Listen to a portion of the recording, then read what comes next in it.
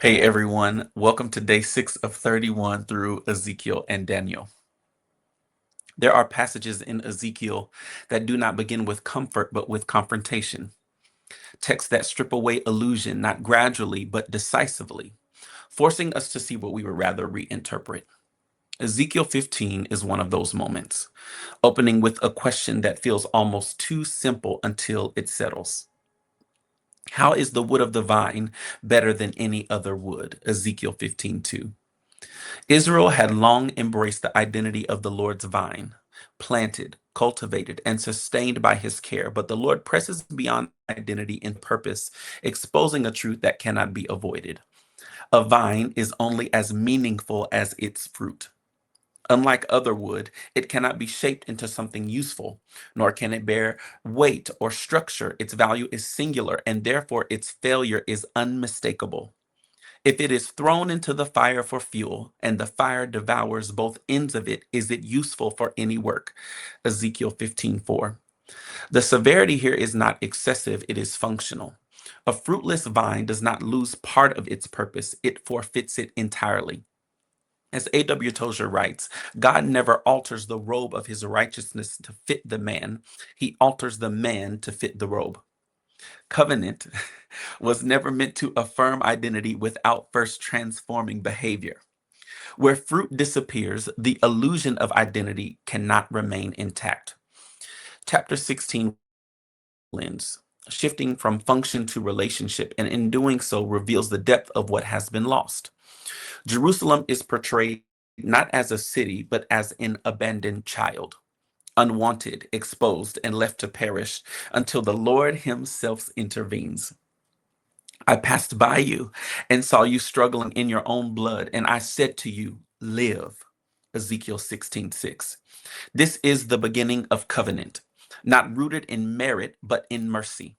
God does not choose her because she is beautiful. She becomes beautiful because she is chosen. He cleanses, covers, and enters into covenant declaring, you became mine. Ezekiel 16:8. But grace, when misunderstood, can become the very ground for rebellion. What follows is not merely disobedience, but betrayal shaped by misplaced trust. You trusted in your own beauty, Ezekiel 16:15. The gifts of God are no longer received with humility, but repurposed for idolatry, and the very evidence of his goodness becomes the instrument of departure. As Matthew Henry observes, those who owe all to free grace are the most ungrateful when they ascribe their prosperity to themselves. And yet, even here, judgment does not have the final word. Nevertheless, I will remember my covenant, Ezekiel 16:16. Discipline in the hands of God is not abandonment, it is refinement within relationship.